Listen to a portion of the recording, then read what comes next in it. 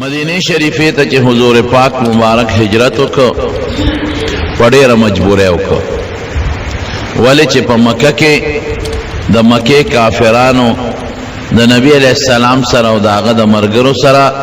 ډېر ظلمونه شروع کړي چې د هغې بیان ما تاسو ته په مخکې جمعو کې کړی دی. د حضور پاک دا مقصد و چې د مدینې ته لاړ شم، د دې خلکو نه به هلته په امن شم او محفوظ بشم، لیکن دې ظالمانو په مدینه کې نبی کریم صلی الله علیه وسلم پرې نه ښود. د مدینې چې کم خلکو پیغمبر علیه السلام ته پناهي ورکړې وه او ایمان یې راوړی و، هغې له به یې دمکۍ ورکولې، نه پرېښودل. وی تاسو زمونږ دشمن له امن ورکړی دی او زمونږ دشمن هم ځان سره ځای کړی دی، تاسو سره مونږ ګورو، دا دمکۍ به یې ورکولې. چې کم منافقینو په مدینه شریفه کې هغې منافقانو سره به ساز باز کو او هغې به یې لمسول چې د مسلمانانو خلاف سازشونه وکړي. او په مدینه شریفه کې چې کم یهودیان اوسېدل، چې پیغمبر علیه السلام لاړ د یهودو سره یو معاهده وکړه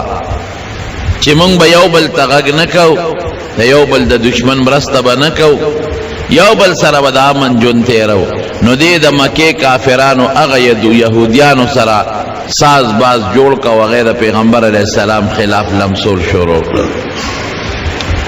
بل چې په مکه کې کم کمزوري مسلمانان پاتې وو، یا ښځې هجرت یې نشو کولی، یا ماشومانو هغې هجرت نشو کولی، یا غریبانانو او غلامانو، هغې خلکو سره زیاتی شروع کړل، هغه به یې وهل او هغه به یې ټکول او هغې به یې پاتکړو تړل. ډېر انتهایي ظلمونه یې شروع کړل د هغې مکې د کمزورو مسلمانانو سره. د دې نه علاوه داسې ظلمونه شروع کړل چې مدینې ته به لاړل او د مسلمانانو باغونو او فصلونو ته به یې اور ورته کو راتښتېدل به، د مسلمانانو چراګاه و هغې کې به څاروي سرول. کرد ابن جابر فهري دی لاړ او هلته چې د مسلمانانو څاروي سې یې مړه کړل، سې یې ترې راوتښتول او چې کم په هغه درمن کې بوس یا نور کم څیزونه و هغې ته یې تیلې ورته که هغه یې وله وسوځول. دا ظلمونه دوی شروع کړل. کم مسلمانان چې به په لارو تلل او کافرو له به په ګوتو ورلل او یې ونیول، وهل ټکول به. نبی علیه السلام وی خدای د دې ظالمانو د لاسه خو موږ ډېر تنګ شو، کلي مو ته پرېښو، مکه مو ته پرېښو. خلک وایي ویره نبی علیه السلام جهادونه کړي دي د کافرانو سره، نه به یې کول، څه به یې کول. مکه مو ته پرېښوده، کورونه مو ته پرېښودل،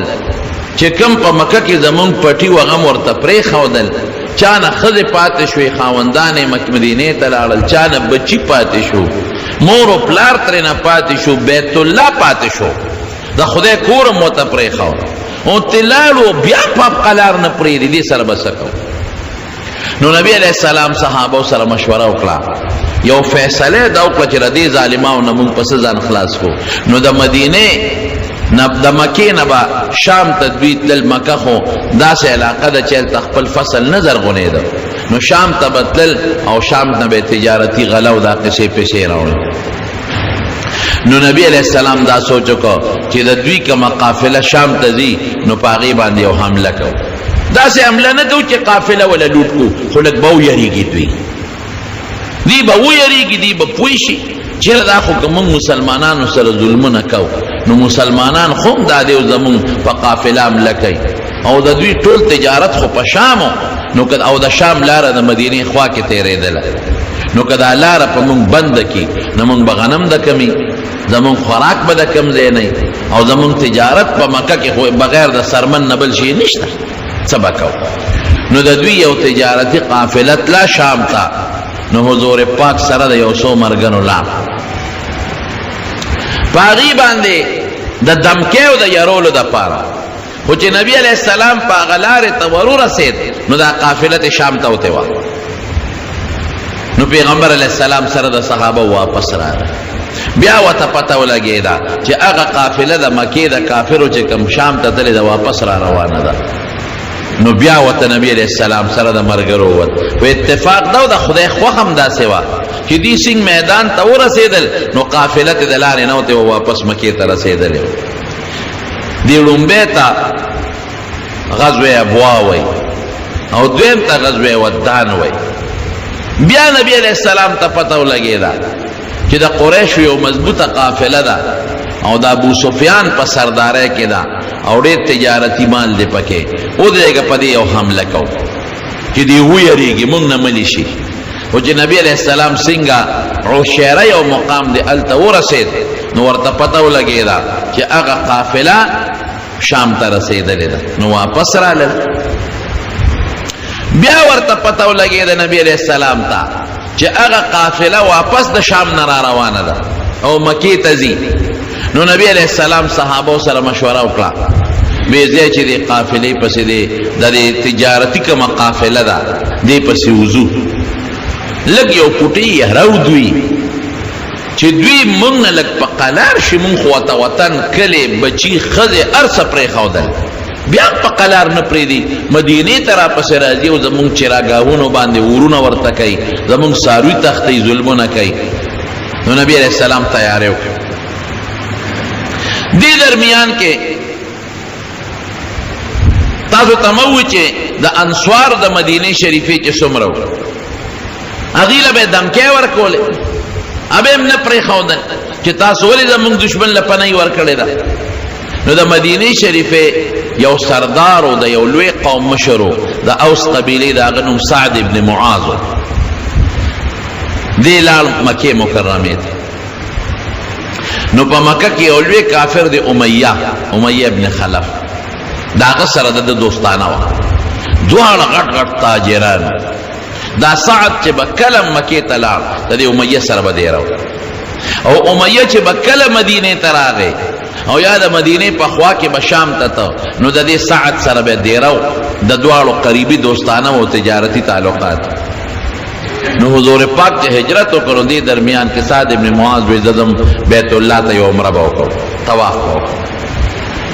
چې لاړ د هغه امیه سره دیره شو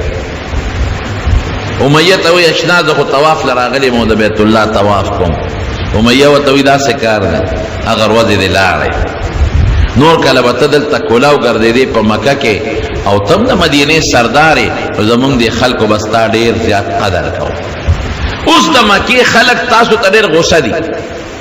ځکه تاسو زمونږ دشمن له پناه ورکړې ده امن هم ورکړی دی نو عمره طواف به کې خو لږ په طریقه داسې وخت کې به وځو چې څوک دې ونه ویني هسې نه چې څوک دې ونیوي او څوک د سره جګړه ونه کړي وی څه ټیم وی غرمه د غرمې په مکه کې ګرمي زیاته نو عموما خلک ودي غرمه به وځو نو طواف به وکړې راځې به او بیا به ځې مدینې ته وی ډېره ښه چې څنګه دې ووتل طواف لذي غرمه او چې چا نه یېرېدل همغه حرامي سره ملو شو چې ابو جهل مخې له ورغی دې سعد ابن معاذ ته وایي دې صحابي ته هلکه څنګه بېغمه زمونږ په کلي کې ګرځې او زمونږ دشمن لم امن ورکړی دی او ته دلته بېغمه ګرځې ته خو زمونږ دشمن یې چې دشمن لم امن ورکړ افسوس چې د دې امیه سره زمونږ د سردار سره نه وې که نه چې ته مانه دلته جمدې پاتې شوي تا ته مې چل خولی سعد ابن معاذ خو هم د قبیلې د انصارو د مدینې د یو قوم لوی سردار هغه چې دا خبره زغملی شوه هغه ورته ابو جهل په قلار کې نه ابو جهل نوم خپل عمرو ابن هشام په قلار کې نه ماله دمکې دلته مه راکوه که تا زره د بیت الله نه منې کړم نو ستا لار په مونږ په مدینه ده چې شام ته ځې ستا تجارتي ټول معامله شام کې ده او لار دې په مونږ ده لار به در باندې بنده کړم بیا به خورئ سسکئ به څه دواړه سره ګرم شو چې ګرم شو دا امیه چې دا سعد ابن معاذ د چا میلمه و هغه پکې منځ کې مداخلت وکړو نو هغه خو وی که زه اوس د دې میلمه مرسته کومه نو قوم کې راته دشمني جوړېږي میلمه به خپل کار کوي نو دی میلمت وی دی صحابی تا سعد ابن معاذ تا الکوی تا خود ما دوست تے او گوری دا ابو جہل دا زمون سردار دی پا دا آواز مرو باسا دی خود ما دا مخطا تا غگ نکل پا دا سلچ غیر او باسے وی خواه زموستا تعلق دوستانا تال تما سر راضی دا تا سر نو تا دا دی خپل کلیوال پر او کلوزه دی پری خودم وی تخو پا قلار کین امیتا وی ستا متعلق و نبی علیہ السلام ویلی دی چه امیه با من وجه تا خو نپری خیر معاملہ دل طرف دفشوا او دا سعد ابن معاذ مدینه تلال واپس او چې دا امیه کور تلال نو خزه ته وی خزه وی ته خبره وی وڅ وی هغه میلمه د مدینه راغلو دا غو د ابو جهل ګرمه ګرمه رااله ما د ابو جهل مرسته وکړه وی چې نبی رسول الله چې مونږ به امیه وجو والله ما یکذب محمد صلی الله علیه وسلم قریب دی چې په محمد خو چته دروغ نه وای اخو رشتیا خبره کوي اخو دروغ نه وای او دا هغه خلینه وتر چې ما به وجني بلکې حافظ ابن حجر لیکلی دی وی قریبو چې د اسماته ته تللی وي دومره یاره پیراله خداوته وی مړه مې یریږه بے غیرته هغه دلته نشی راتلی او تبار سله یریږي نه کنه وی دروغ نه وای چې دا خبره د خلینه وته دا نو څه چل دی ارزه کې چې په ګوتو ورالم دا می دی پوری دته وی چې د مدینی خلکو له پیدا دمکې ورکول بیت الله ته نه پرې خودل خدای اوس عجیب نظام کوي دلته د بدر غزا جوړ شو اسنګ جوړ شو چې نبی علیہ السلام په دیار لسم د رمضان په دویمه هجره کې صحابه سره میټینګو کوي ځکه چې زو قومونږه هغه تجارتي قافلې لا اغه له دمکی ورکو چې دا کافر مونږ نه قلار شي نو تاسو خو خد کڅوک را سره په خپل خو خزه هم او کڅوک نه ده هم دا سه جنگي لخر له مقابله له نزل نو بعض صحابه کرام اوتل او بعض یو څوک سپات شو دي چې څنګه مدینې نه په دیار لسم د رمضان اوتل بئر ابي عنبه وتوي د مدینې سره خوا کې یو زید یو خشتق خوږی او بوي خلکو بداغې د مدینې توبه راوړل چې ال تور رسیدل نو پیغمبر علیہ السلام ټول صحابه کینول چې کوم ماشومان هغه واپس کړ وی تا والد حضرت براء ابن عازب رضی اللہ عنہ دیم واپس کړ عبد الله ابن عمر رضی اللہ عنہ اسامہ ابن زید رضی اللہ عنہ زید ابن ثابت رضی اللہ عنہ دا واړه صحابه کرامو اسید ابن حذیر رضی اللہ عنہ دے واپس کړ صرف یو صحابیو عمر ابن ابی وقاص اپ جالاش کہ نبی علیہ السلام واپس کاو نو پیغمبر علیہ السلام اغلی اجازت ورکړه وی راځي چې څنګه دغه دینه دوی مخکې لاړل مقام روحا وتوی التا نبی علیہ السلام سره صحابه ورسید نو حضرت ابو لبابه رضی الله عنه دې اولېګه وی ته مدینه ته د مدینه امیر شوی تر سوچ زنیم راغلی زما جان قائم مقام بته دی واپس او قافله او دو جاسوسان اولېګل د یو نوم حضرت بس رضی الله عنه او د یو نوم حضرت عدی رضی الله عنه دا دواړه اولېګل وی تاسو لاړ شئ او د قریشو دغه تجارتي قافلې مولا جاسوسي معلوماتو کې چې دا کم ځای را روانه ده مونږ یې کم ځای مخو دا دواړه تورسو د روحانه چې صحابه کرام لګ مخ کې لاړل یو بل مقام د صفرا وتوي هغه صفرا ته ورسېدل نو هغه دو جاسوسان راغلل د نبی علیہ السلام چې کوم دو جاسوسان هغه پیغمبر علیہ السلام تعالی وی سید وی دا قریشو د تجارتي قافلې د مدد لپاره د ابو جهل لخر را روان دي نو نبی علیہ السلام دغه ځای کې صحابه سره مشوره وکړه او د ابو جهل لخر ول څنګه را روان شو ابو سفیان ته پته ولګی دا غره تجارتي قافله مشر چې ما زما د پاره خو مسلمانان روتی دي چې تلم شام ته بچ شم اوس واپس چې زم نو روتی دي نو یو هغه یو کافر او زمزم ابن عمرو غفاری هغه له یو تیز اوخ ورکو وی پدی اوخ بزغله او ځان مکه ته رسه او مکه کې د اعلان وکا چې تاسو کومه قافله را روانه ده د تجارت دا ابو سفیان اغي زرا لګلې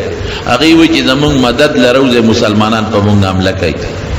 او دا دامره تجارتی قافله و چې د مکې د هر کور مال پکې چا به څوک به پخپله تلل چا به بل مال ورکړی چې دا ځان سره یو څه ګټه منی وي د هر چا مال پکې ډېر مضبوطه درنه قافله وه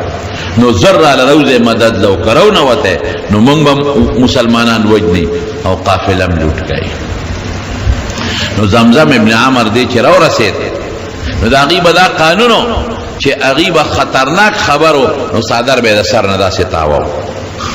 صادر به اوچت کا او تاوه به او چغې به ویل یا صباحا یا صباحا نو خلک به ورته راجمع شو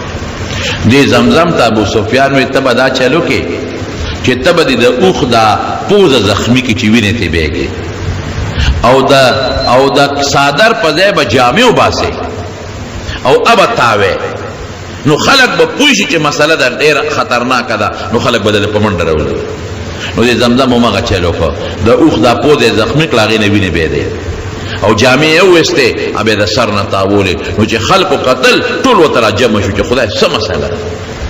ماشومانم ښځې بوډاګانم ځوانانم هلکه خیر دی ته خو زمونږ هغه تجارتي قافله کې تللی وې که نه و یو ابو سفیان راولېږلم مسلمانان ستاسو په قافله حمله کوي مدد له وله راولئ ابو جهل لښکر تیار کړ اوس د خدای شان دی هغه امیه چې هغه سعد ابن معاذ ورته ویلي چې نبي علیه السلام به دې وجنې پرېږدي دی نه هم د مکې غټ سردار ابو جهل په دې سردارانو ګرځېدل چې داس مشران راغونډ کړه ملکان به پخپله ځي یو امیه له راغی امیه ته وایي چې کاکاجي نیمه شروع څنګه چل به کوو مشره هغه وایي زه خو ناجوړه هغه ته خو ښځې ووایي ورته وایي خبره دې یاده ده د مدینې هغه ملګري چې درته ویلې وایي یو یاده مې دی پام کوه ګوره ونه ځه وایي نه ځه چې راغی زه خو ناجوړه یم بیمار نشم ابو جهل هم پوره شیطان هغه وایي چې زه دې ځمه ستاسو ته به څنګه مانه پاتې کېږي وایي ګوره ته مشر سردار او چې ته نه ځې د هلکان هم نه ځې ته مهرباني وکړه مونږ سره وځه خامخا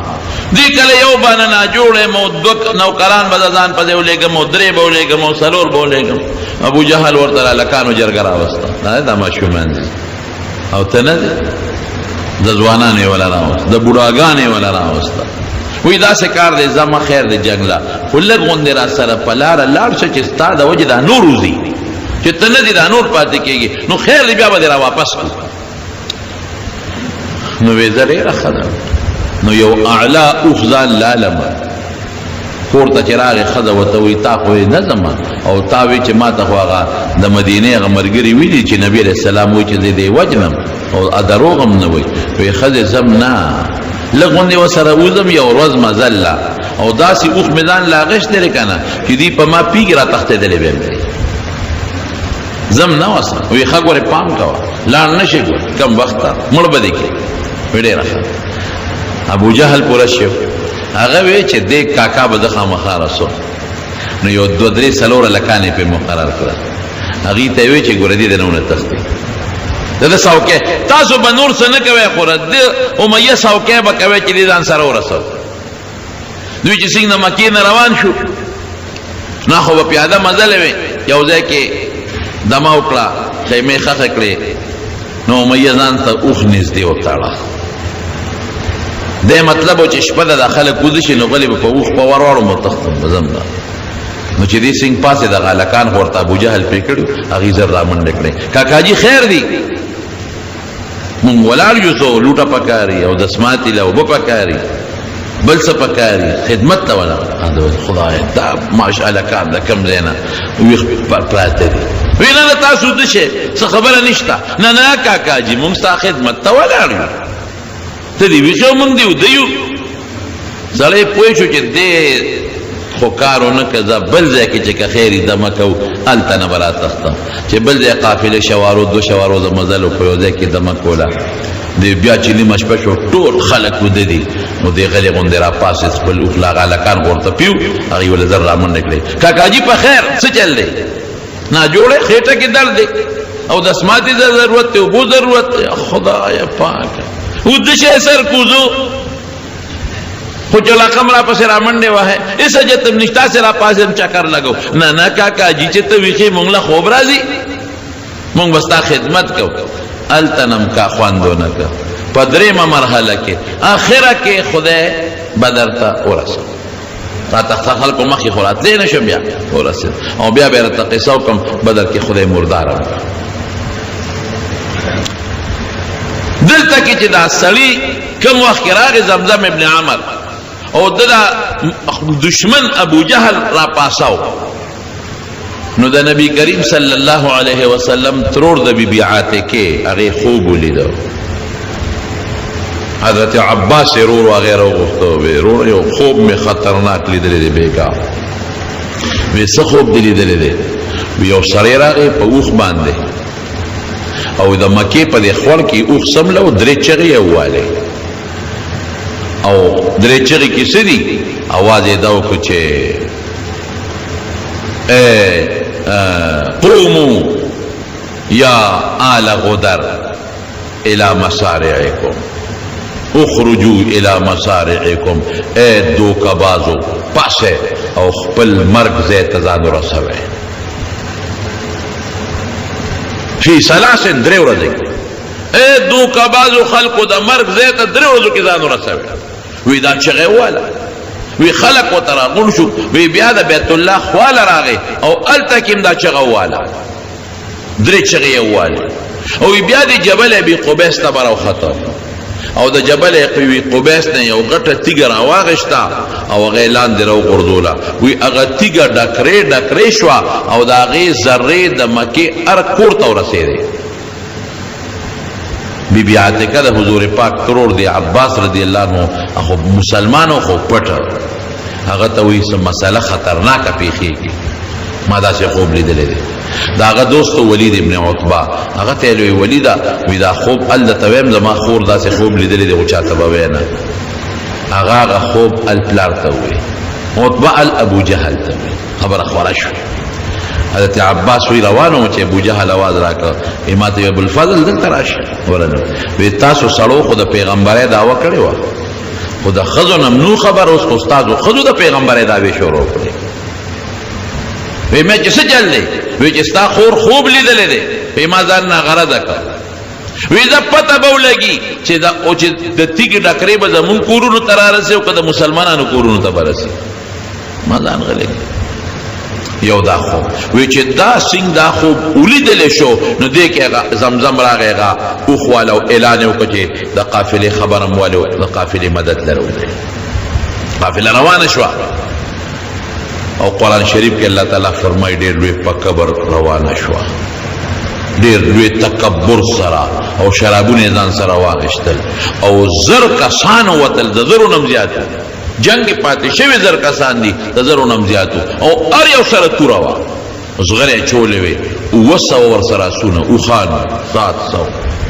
او 300 ور سره اسونه او شاه سوارانو هغه تشه سونه نه هغه خلک چې هغه نه زباده به کول 300 شاه سواران وسو ور سره او خان او ټول مسلح او مسلمانانو سره سره مسلمانان 300 دیار دسل دا زر غدرې سوال مسلمانانو سره ټولو سره ټوټل شپږ اته توري دي ځکه هغې خو د لښکر د جنگ په نیت نور راغلی هغې خو د ابو سفیان د تجارتي قافلې په نیت راوتو نو اته سره توري دي 2 سره اسونه دي دوی سره 300 اسونه هغې سره 2 اسونه دوی سره 200 اوښان هغې سره او یو خان دي او یو خان داسې چې د سورلې خان دي 3 کسان به په سورېدل لکه 2 په سوارو یو به پړی نیولې یو به برخته ده چې ستړی کېده به بل به کوزېده نبی کریم صلی الله علیه وسلم سره اون 2 کسان مرګري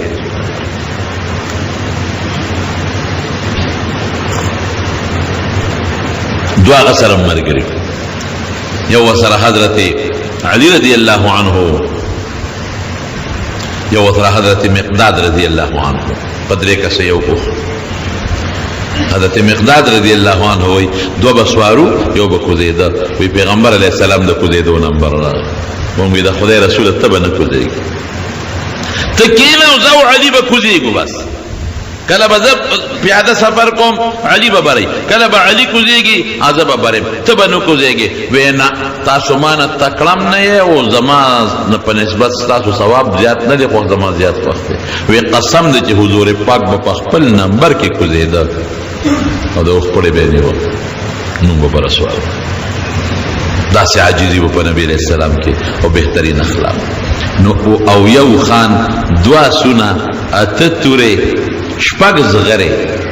او باقي ټولو سره د کجورو ډنګونه او کافر ټول مسلح دی، هر یو سره توره او زغره او نیزې دي ورسره او لوی د جنګ په نیت را روان دي. ولا تکونوا کالذین خرجوا بطرا، قرآن شریف کې الله وایي دغه خلک چې د کبر او د جوش په انداز راووتل. چې ابو جهل لښکر راووته نو جهم ابن سلط دام د پیغمبر علیه السلام د خاندان نو، هغه وی ما یو بل خوب ولیده، وی رالما وی خوب دینم چې یو سړی راغی مکې مکرمې ته او په یو دغه باندې سور دی په اوښ باندې، او چې څنګه راغی نو اوښې سملو او په توره ووو او د هغې نه دا وینې داسې اوچتې شوې او چې څومره د مکې د خلکو خیمې دي نو خیمو ته ساس کې ورسېدی. هغه ملګرو ته ووایي چې داسې خطرناک خوب مې ولید. ابو جهل بیا عباس رضی الله عنه ته عباس دلته راشه، تاسو کې خو ډېر پیغمبران پیدا شي، خور دې بله پیغمبره د خوبونه نه دا دی بل پیغمبر پیدا شو او پته به وسو لګي چې وینې به زمون خیمو ته راځي او که وینې به ستا درواره خیمو ته ځي. دا دویم خوب شو. دې خوا د ابو جهل لښکر روان د ابو سفیان د لښکر د مدد دپاره. هلته نبي علیه السلام د روحا مقام نه دغه دوه کسه جاسوسان ولېږل، هغوی واپس رالل. دې وخت کې پیغمبر علیه السلام یو مقام د صفرا ورته وایي، هلته رسېدلو چې جاسوسان واپس رالل. جاسوسان ورته الوي وی صاحب دونه مونږ خبر شو چې د ابو سفیان د قافلې دپاره د ابو جهل قافله را روانه ده مدد دپاره. نو نبي علیه السلام ټول صحابه کېنول، مشوره ورسره کوي. ودرېد نبي علیه السلام لاولې دا خبره وکړه ما تعویذه راته خپله د الله چې ما ته څه ویلي دي درته وایم، باقي ستاسو خوښه ده چې څنګه ستاسو فیصلې هغسې به کوو. ما ته خو رب العالمین دا ویلي دي چې دا یو د ابو سفیان قافله ده را روانه ده، یو د ابو جهل لښکر دی را روان دی. دې دوو کې چې کم سره تاسو مقابله کوئ نو په دواړو به خدای ګټه درکوي. لقد کان لکم فی الفئ څنګه دی فئتین آیا دوه ډلې دي، یو دا ده یو هغه ده. ما ته خو خدای دا ویلي دي چې که دې سره جنګېږې هم به ګټه ستاسو، که دې بل باندې ورځې هم ګټه ستاسو ده. اوس تاسو فیصله ده. حضرت ابوبکر صدیق رضی الله عنه پاسه ډېر خشته تقریر وکړ، وی د الله رسوله مونږ راوتي یو واپس نه ځو، دې د مکې خلکو مونږ سره انتهایي ظلمونه وکړل او ما چې درته په سر کې وې ټولې خبرې ورته وکړې، وطن مو ته پرېښود، بچي مونږ نه پاتې شو، چا نه ښځې پاتې شوې، مالونه پاتې شو، ځمکې پاتې شوې، 400 کیلومیټره هغه وخت کې دوی هجرت کړی، مونږ ته دومره مزل وکړ په هغې کې دې مونږ نه پرېږدي. 3 کاله ردي د لاسه مونږه په شیب ابي طالب کې تېرې کړې، د ونو پاڼې م خوړلې دي، ستا په ملا مبارک یې لرې غورځولي دي او دا صحابه کرامو له څومره سزاګانې ورکړي دي. حبشې ته هم ته هجرت وکړو، مدینې ته ترالو، اوس هم مونږ نه پرېږدي، مونږ له پیغورونه راکوي، انصار راته لمسوي، د مدینې یهود راته لمسوي، منافقان راته لمسوي او بیا زمونږ په چراګاهونو راځي حملې کوي او زمونږ په فصلونو مالونه سوځوي. د الله رسوله زمونږ رای خدا ده چې ستا خوښه ده په هر یو چې ورځو مونږ درنه نه رستو کېږو. حضرت عمر پاسې دغه مخمدیدار تقریر وکړ. حضرت مقداد ابن اسود رضی الله عنه پاسه دا ډېر ناشنا تقریر وی دا الله رسوله او پیغمبر علیه السلام چې به یو تقریر کو نو دا आवाज به کو اشیر علی ایها الناس، ای مرګرو مشوره راکې، مشوره راکې. حضرت مقداد پاسه وی دا الله رسوله استاسو خیال دی چې مونږ به تا میدان کې یوازې پریدو، مونږ به دنه تختو داسې چته کې مونږ به لکن نقاتل عن یمینک و عن شمالک، وبین یدیک مونږ بستانه یو خوا بل خوا مخکې رستو جنگ کو مونږ د موسی علیہ السلام د قوم پشان قوم نه یو چې موسی علیہ السلام ته وی اذهب انت وربك فقاتلا انها هنا قاعدون. موسی علیہ السلام قوم موسی علیہ السلام ته زتا او خدای دې جنگونه کوي مونږ نشو مونږ د جنگ ولا نه مونږ بدل تناسو مونږ هغه نه یو مونږ بستانه مخکې رستو جنگيګو او ستا په حکم چې څه دې خوښي هغه بکو او د الله رسول چې څه ته خدای وی کوه مونږ در سره چې مقداد رضی الله عنه دا خبر او کوي د حضور پاک دا رنگ مبارک لک سر شو خو بیا आवाज وکړه اشیر علی ایها الناس ځکه انصار لاغ نو کړي خلک مشوره را لراکه ځکه د مدینه انصارو چې پیغمبر علی السلام کله هجرت کو نو دوی صرف دومره وسره کړي چې مونږ په مدینه چا حمله وکړه مونږ به مدد کوو په مدینه کې چا حمله وکړه نو مونږ به مدد کوو دینو ویل چې مونږ به تاسو سره باروز جنگ بم در سره کوو تاسو په مرګ کې نو حضور پاک په اشیر علی ایه تم تیار دا فکرونه کې مونږ یو ځل ته د خدای رسول منلې دا مو ایمان او یقین چې تاسو سره د خدای خبرې نو مونږ په تا کې شک نه کوو او نه تاسو په خبرو کې شک کوو مونږ اگر چې تاسو سره بیعت کو نو مونږ دا خبر پکې نه وکړي لیکن دلته کې زوالال موضوعات مدینه انصار ټول ولار دي قسم دي چې د دشمن یو غنه تاخ وجود تر نشي الا بس تا وجود تر دشمن غنه او چې مونږ ټول مړ شو نه تعالی را نږدې کېږي اس فکر کې ونه کې بس زما مشوره دار چې د خدای د طرف نه تاسو حکم دی هغه روان شه مونږ در سره یو چې دا خبر او کړه نو د حضور پاک مخ مبارک سور شو فیش په ډیره خبره وی خانو د خدای حکم خدا دې ماته چې دا دوه ډلې دي تجارتی او دا یو بلا چې په هر یو ورده نو دا به تعالی درکوم خو زماره دا چې دا د ابو جهل د لخر والا دشمن خده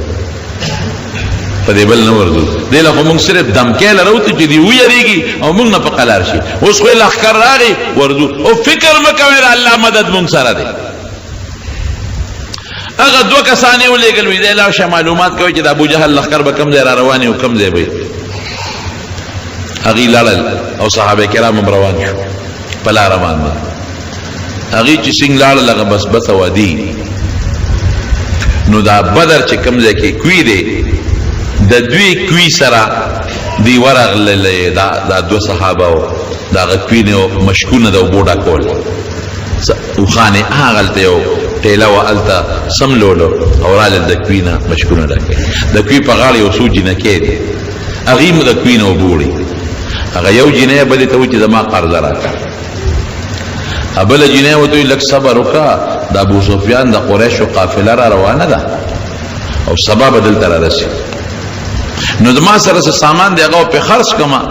نو پیسې به نقد کم مطالبه خپل پیسې درکم اوس دا صحابه دا خبري اوري دي هغه خو ده مشکونه ډکل او په خانو کې نه کې خودل او راغل نبی علیہ السلام لا وی سیب دقه سي دوجی نه کې یو بل سره په جګړه یو د بل نه قرض غوښته بلې وی چې د ابو سفیان قابله سره قافله دلته سبا را رسیږي دا قافله چې بدلی دی به یو ځای کې دمک ولا نو هغه بس خرید او فروخت خلکو سره د علاقه کو نو معلومیږي دا چې بدر ته سبا د ابو سفیان قافله را رسیږي حالت ابو سفیان ته پته لګیدلې و نو هغه خپل جاسوسان هم خوار کړو او په خپل هم ګرځیدل ځکه دغه علاقه ما لیدلې زو د تلیم د بدر د علاقې ته دا چې واړه غرونه دي او په غرونو کې دنه لارې دي دلته لار ده الته لار ده نو یو د غرنه یو خو بل د غرنه بل خو یو بل ته نږدې خو ښکاری نه ابو سفیان په دیو چې اسنه چې تلارو کې مسلمانانو لمخله ورنشو نو هم ګرځیدل لګیا دی او معلومات کوي چې مسلمانان کم دي د کیلا پر رسید ابو سفیان چې را رسید د کی په غاړه غجینه کې ناشته غجینه کو ته وسه ناشنا خلق هم نه لیدل په علاقه کې څوک ناشنا خلق هغه وینا ناشنا خو مونږ نه لیدل وسه ګاڼه ګونه وینا یره یو دو سړیوس دل تراله او د دې کوینه د وبو مشکونه ډکل او لاړ وی پسو پیاده راغلو کو پسارو باندې وینه په خانو راغلو وی خانه کم ځای سملولو وی خانه غټېلې شاته سملولو غونډه شاته ابو سفیان ډیر خيارو چې هغه خانو لورغه نو خو چې ځای کې سمله خامخه پچې کوي سوټه کوي نو چې هغه خانه هغه پچې وکتې نو هغه ماتې کړې یو پچې ماتوله نو په هغې کې ډوکې راوختل د کجورو نو دونه تجربه کارو کنه چې اډوکی څنګه وکتل وی والله نواتو یسرب وی قسم په خدای چې دا اډوکی د مدینه د کجورو اډوکی دي دا خانو د مدینه کجوره خوړلې ده او هغه اډوکی په کې دا غدي او معلومیږي دا چې مسلمانانو دې غونډو کې غیر چا پیر دلته چته دي بس زر خپل قافلې ته لاړ روخې د قافلې د دریاب په غاړه روخې بالکل بدل کړ چې دلته مسلمانان دي لارې بدل کړه د مکې طرف ته او محفوظ شو التلا ابو جهل قافله را روانه ده هم په دې لار روانه چې زمزم متویل چې په دې پلان کې لار روانه قافله راځي ابو سفیان غوس رخ بدل کا هغه په دې لار راتل هغه بدر تر نږدې دي اوس د خدای شان ته ګوره یو غونډه شاته مسلمانان دي بل غونډه شاته کافر دي یو بل نه دي خبر حضور پاک مونږ کو یو دو کافران غلامانو د کافرانو صحابه په لار کې ونیول تپوسې ته یو کسو کې هغې ځان نه خو چې دوه درې غوزار یې ورکړل ځان یې وخو موږ د ابو جهل د لښکر خلک رې وستل داسې اوس نبي علیه السلام مونځ کوي دوی وحي لګیا دي د ابو جهل د لښکر که د ابو سفیان دروغ وایه هغې ته خدا پته نه و چې د ابو جهل لښکر را رسېدلی دی هغې خو د ابو سفیان د قافله ده که نو دوی به وهل نو چې وهل به او د ابو سفیان د لښکر یو د ابو سفیان جدی به پرې خودل وی خدا ابو سفیان لخر کم قافله کم دی نو هغه بیا یې مونږ د ابو جهل د لخر نو دی بیا سپېړې ورکړې چې دروغ وایي شابه د ابو سفیان د قافلې دی به او محمد خدا ابو سفیان ها کم دی قافله نه ماته مونږ څه په مونږ د ابو جهل چې حضور پاک سلام وګرځاو نو مسکې شو وی چې دروغ د توي نو پرې ده او چې رښتیا راته وای نو وه ولد الله رسوله وی دا ټیک وی دا د ابو جهل د قافلې دی بالکل مال راوله وی تاسو د ابو جهل د قافلې دی وی څومره کسان دي وی صرف شمیر راته نه دی معلوم وی صخري وی خان لالی وی دروازه سو خان لالی وی نه یا لس نه لس خان لالی او دا غي وخه خوري حضور پاک په بس یا نه سعودي ازر دی دا نه سو د زرو په مینس کې دی صحابه ته ویل دي غرنه پوری دي هغه دلته دي امون دلته یو اوس بیا مشوره راکې که جنگ دوی سره کوي خو ډیره خدا که نه کوي چې زو واپس صحابه وی دا الله رسول جنگ به څنګه نه کوي اوس خو واپس زو سبا برا پورې خلک خان دي چې هغه تجارتي به سر او سامان قافله وا ناغي پس تلل او چې کم لخر راغی دا تورو نه زو ولا ناغي نه تختی او سوخا مخا جنگ کو اولی با جنگ نکو دا مسلمان دا پارا جهاد کی دو خبری دی که مر شو شهید شو جنت تلار که جمدی پاتی شو نو غازی شو مجاہد شو گناہون لال ختم شو مونگ لخو پا دوارا کے گٹا دا دا مونگ دا روجی و منزونا و حجونا و ذکرونا خود دی دا پارا دی چی مونگ پہ خدای رضا کو نو پاسانے والی رضا نکو په دې خو پاسانه رضا کې چې مړو شو چېرته به ځو خو جنت کې تا راته ویلي دي رښتیا خبره ده خو جنت ته به ځو که نبي علیه السلام ډېره دا چې کوم دی جنګ شوی دی بدر ورته وایي یا خو د دې قوم د مشر نوم وي بدر او یا دغه ځای کې چې کوم کوي دی د هغه کوي اوبه پاکې خوږې وي خلکو به وړي د هغه کوي نوم بدر نو په دې وجه دغه علاقې ته بدر اتفاق دو چې نبی علیہ السلام څنګه دی بدر ته را داخل شو د دې نه مخکې د ابو جهل قافله راغلی وه د کوي غاړه او چې کوم پاک اعلاز یو هغه ونیولی و بس یو بل سره مخامخ شو اوس خو مخامخ دي شګې دي او بم پکې نشته او شلاکه شګنن هم ده نو نبی علیہ السلام هلته کې صحابو ته خیمې نښې کوي بای صحابه را نبی علیہ السلام لا وی صاحب ته چې دلته کې دا په مونږ دی رکې د کافر په مقابله کې دا د خدای په حکم دی او کنه اسې دلته مونږ دی رکېږو که اسې وي خو دا د جنګ نه دی بل خوازو موږ بل علاقې ته لاړ شو داسې نږدې بل میدان ته دا کافران به راپسې راځي هلته به ورسره جنګ وکړو او کنه د خدای په حکم یې نو بس بیا خو چې څنګه ستا خوښی حضور پاک او فرمایل د الله په حکم یو صحابي د جنگ ډېر ماهر و هغه وی صاحب د الله حکم خو بصر او چشم خو جنگي طریقه دا نه ده دا چې مونږ قبله پرېوته ځکه شګه کې منډه نه والی کېږي مونږ منډه وو شګه کې سړی ستړي کېږي شګه ګرم هم ډېره زیاته بل اوبه نشته او په جنگ کې د اوبو انتهایی ضرورت دی نبی علیہ السلام ماته د الله حکم دی اوس خوښه ستاسو ده وی چې د خدای حکم دی بیا پکې څه دي قدرت ته ګوره د شپې خدای باران وکړ قرآن شریف کې الله تعالی فرمایي چې باران شو هغه شګه کېناسته تو ختم شو او دومره باران وشو چې صحابه ځان له ډنډونه جوړ کړل هغه کې اوبه درېدې بای صحابه وجودونه پلیت شوي جنابت لوی بېودسي پرې راغلی وه هغې پکې هم لمبل مشکونه هم تېره کړل او د کافرو طرف ته چې کوم علاقه وه چقړه شوه چې هغې به منډه واله را پرېوتل به خو چې منډه به یې واله را پرېوتل به حضور پاک هم لیدل معامله خدای بدله کړه د هغوی هغه ښځې خدای هغوی له خویدان کې کړ زمونږ هغه د شګو دی مونږ له خدای پاک کلک کو د اوبو انتظام یې راله وکړ حضور پاک داسې یو ټیله غوندې و په هغې باندې صحابه یو سفر جوړ کړ وی صاحب تا یو سفر جوړو وی ته به جنگ کې شرکت نه کوې ته د دې ځای نه مونږ ته هدایات را کوه او د دې ځای نه زمونږ تماشه کوه چې سفر یې ولا جوړ کړو دا حضرت ابوبکر صدیق او نبی علیہ السلام ماښام هغه سفر ته ننوتل او هغه سعد ابن معاذ چې د مدینې په سردارانو کې سردار و هغه توره په لاس د نبی علیہ السلام ټوله شپه څوکۍ وکړه حضرت ابوبکر صدیق وی مونږ ټوله شپه خوبونه وکړل او قسم دی که حضور پاک د شپې 1 منټ او 2 منټه موده شوي ټوله شپه الله ته په عبادت او الله ته په زاره او عجیبه تاریخی دعا حضور پاک په دې مقام کې غوښتل تاریخی دعا وی الله ما ډېر محنت وکړ په مکه مکرمه کې په مدینه منوره کې او خدای دا 314 مرګري میدان له پیدا کړی دا 314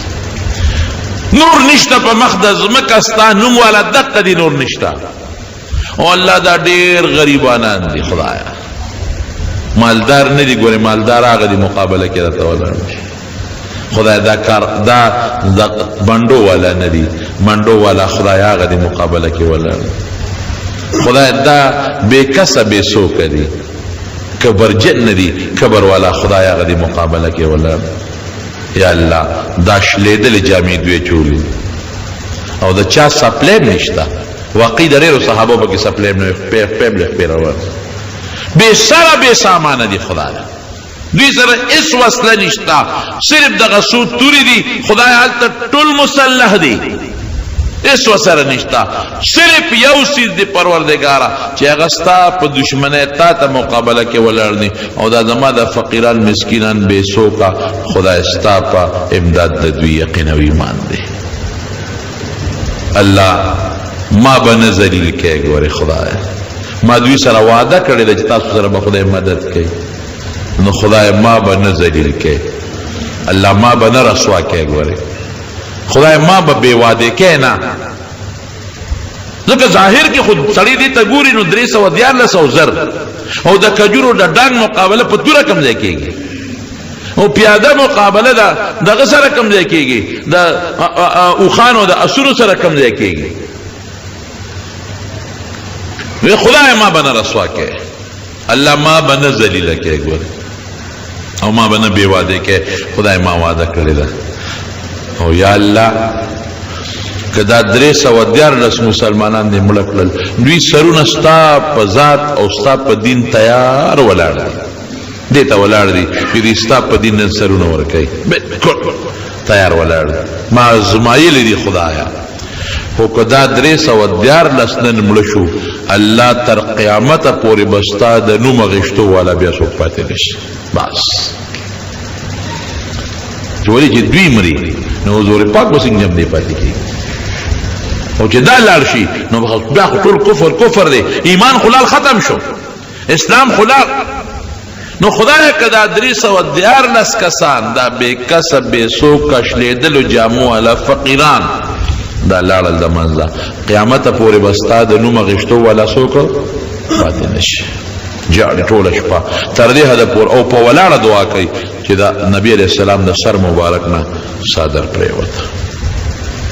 حضرت ابوبکر صدیق صادر راواغشت او په سر یې کېښود او د مټې کلک ونیوي حسبک یا رسول الله، د خدای رسوله بس نوره دعا مه کوه، په دا کافي دی.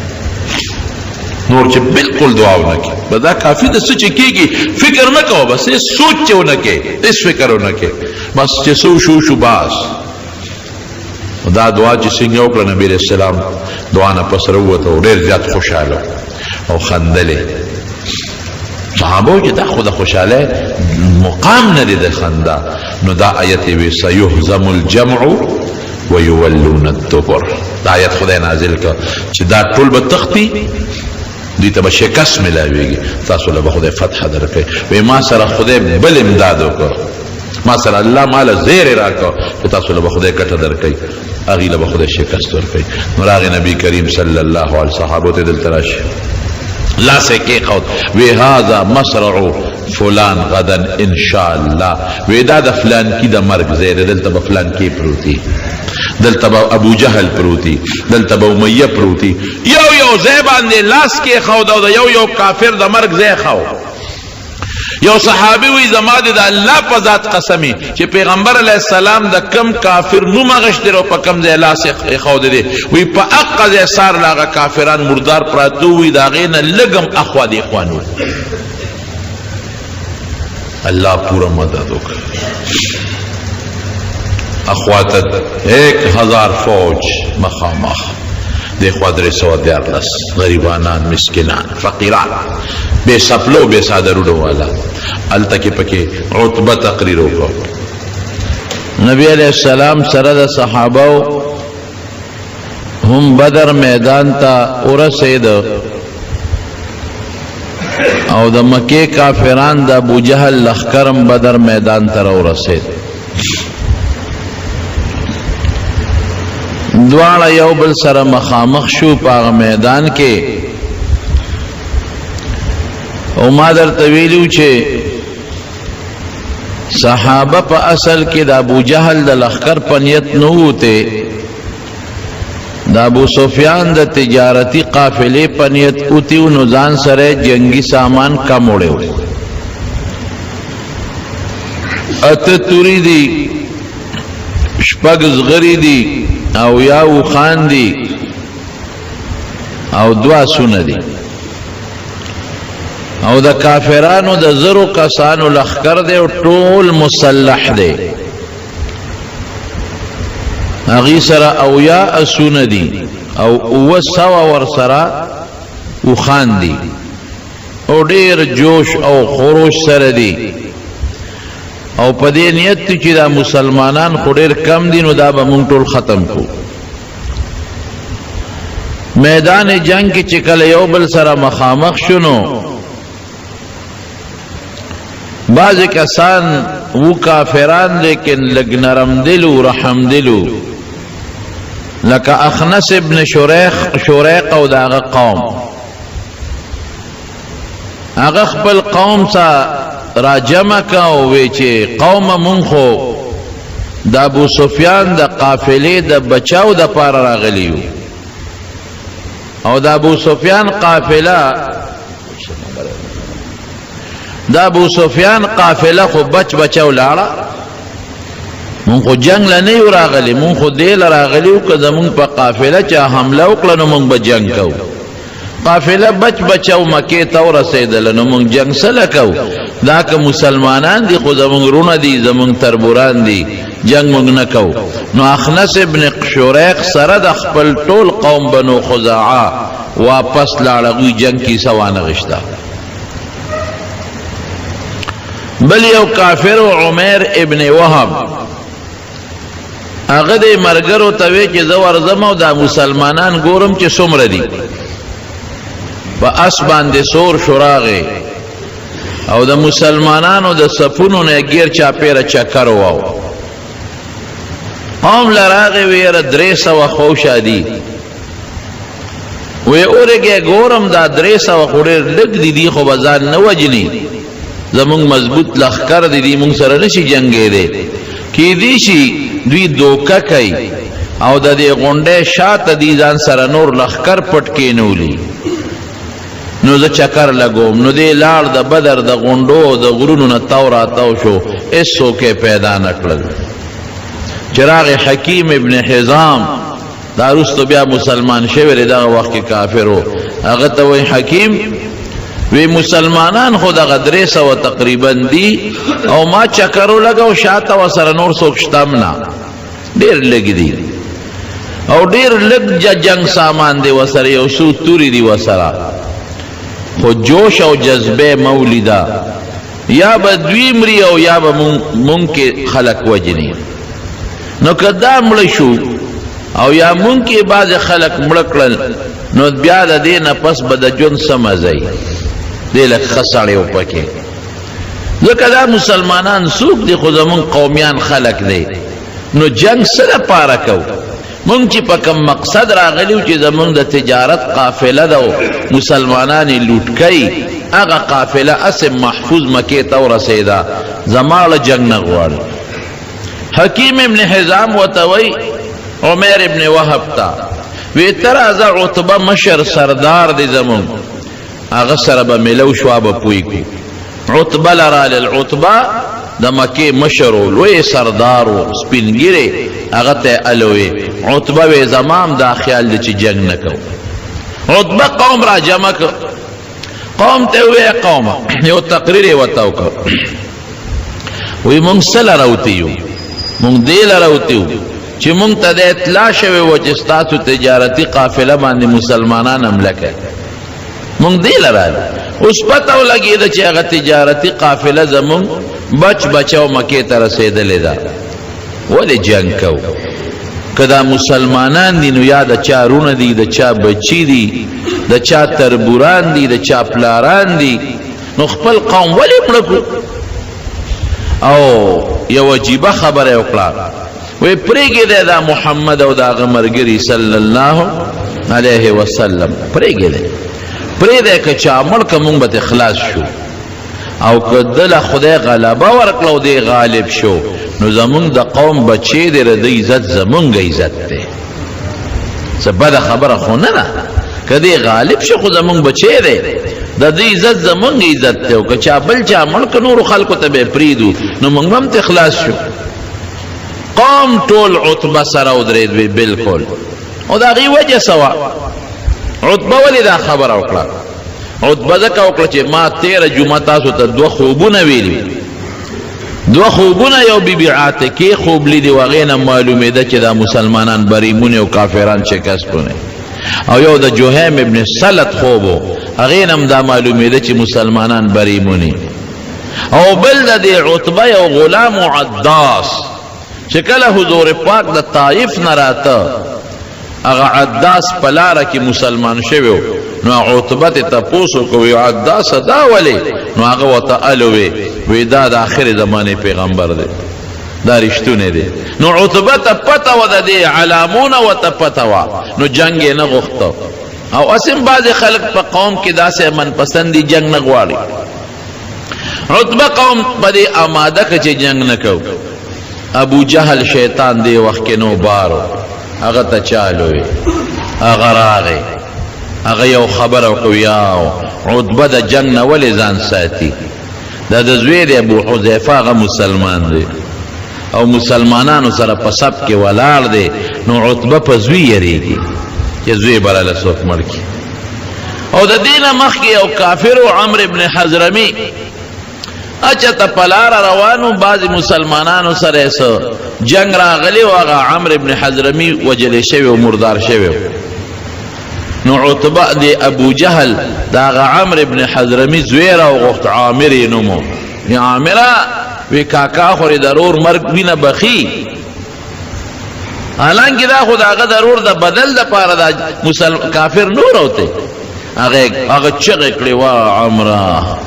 وامره ای زما روره ای زما روره بس هغې سره خلک ګرم شو او په عتبه الزام ولګاو چې زوی دی د مسلمانانو په صف کې دی حذیفه ته په هغه یریږي عتبه وی ښه اوس به پته ولګي چې نر څوک دی نو د بهادرین په دې سینا د شترمرغ وزرې لګولې وې او د اوسپنې ټوپۍ راوړی میجن ورته وایي نو ټوپۍ ولا راوړه نو سر یې غټ ټوپۍ نه برابرېده نو بیا د سر په رومال باندې وتړه او میدان ته ووت هلته نبی کریم صلی الله علیه وسلم سحر وختي ټول صحابه ودرولو د جمع منځ وکړ او د مانځه نه مخکې پسې صحابه ول د جنگ ترغیب ورکړ او دی ورته ووی چې ما سره خدای وعده کړې ده اذ یعدکم الله احدى الطائفتین انها لکم ما ته خدای ویلی دي چې کله ابو جهل په لښکر ورده دام در کوم او کله ابو سفیان په تجارتی قافله ورده دام در کوم ما سره خدای وعده کړ اس فکر چېونه کې سيهزم الجمع ويولون الدبر او ما ته خدای ویلی دي چې دا کافر به شکست مونږ او تاسو له خدای فتح درکړي فکر مکوئ فتح زمونږ د وسلې ته مګوره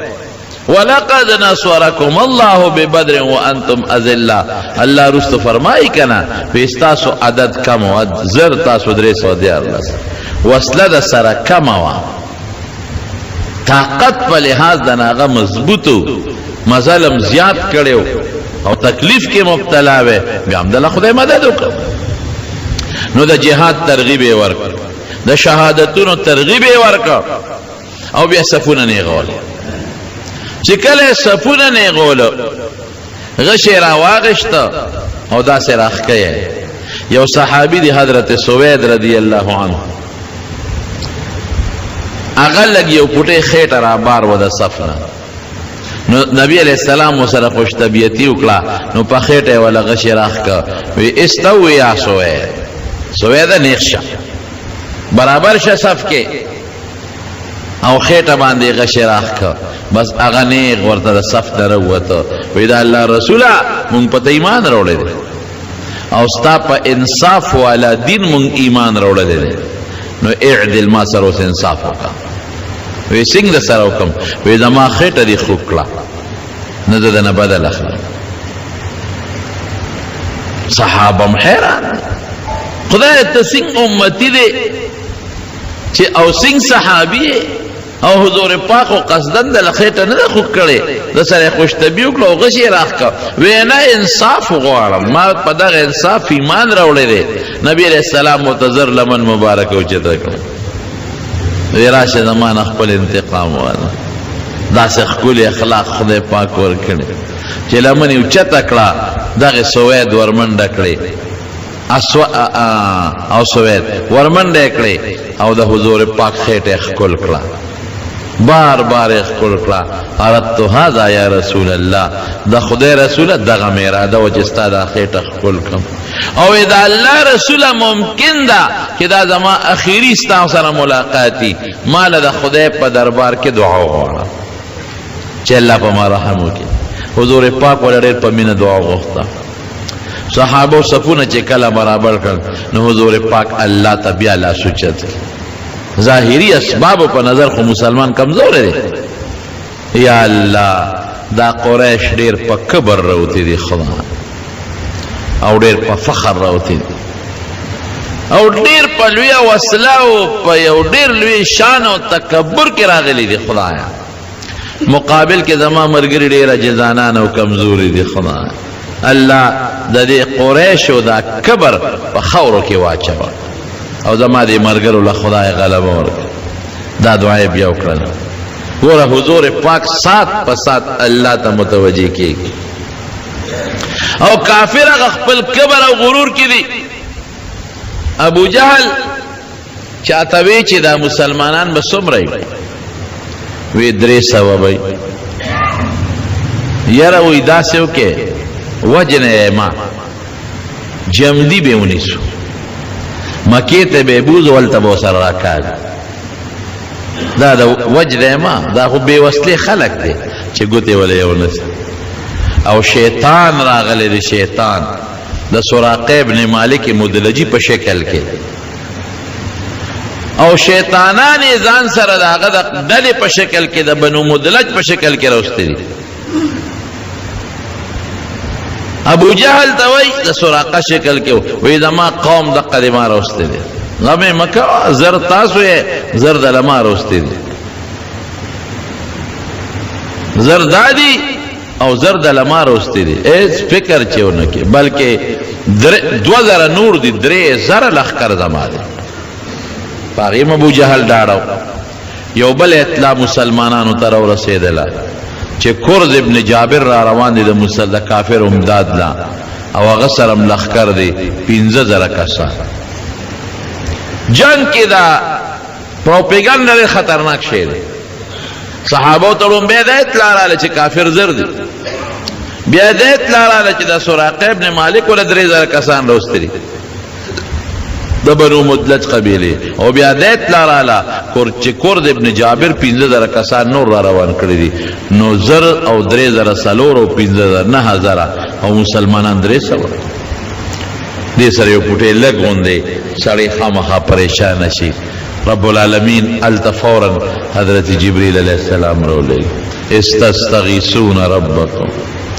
انی ممدکم بألف من الملائکة مردفین فکر مکوے اس فکر چونکی زر دوی دی زر زما فرشتے دی 1000 فرشتے او دا فرشتے خدای نازل اکڑے 1500 فرشتے دا جبریل علیہ السلام پا کمان کے وے هغه جرنیل او 1500 فرشتي د میکائیل علیہ السلام په کمان کې وي هغه جرنیل او صحابه لیدلې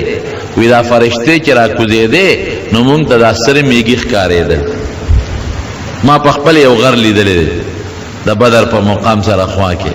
چې په کم غر دا فرشتي را کوشي دي هغه تک کې سره شګي دي تک کې سره یو شان د شګو ډېرې دی یو غر راکوز شوی 1500 جبریل علیہ السلام مشر دا 500 میکائیل علیہ السلام مشر دا زر فرشتے خوراله حضور پاک تا درې الله رسول جی فکر نکي هغه زر دي زر مونږ دا راغلي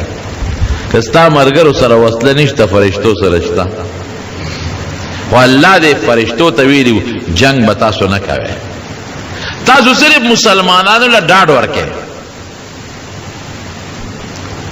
او لگ لگ وه فضربوا منهم كل بنان دا سه معمولی ډب ډوب کوي لګوند چې مسلمانان ډاډای در سره زر فرشتي خوراله حضرې دې رب العالمین ورته بیا سوي بأني آیات مې ممدکم ب3000 من الملائکه منزلین وې 3000 نور تیار فرشتي ولر دا سراقه 3000 دي نو 3000 مام تیار ساتلی دي او کدا کورس 15000 هغه دروغجن خبرم بالفرض رښتیا شي نو قران شریف کې الله وی 5000 نور فرشتي هم تیار دي فکر ولې زر په میدان کې غید زر مې ترا واسطه 3000 ولاړې دي درته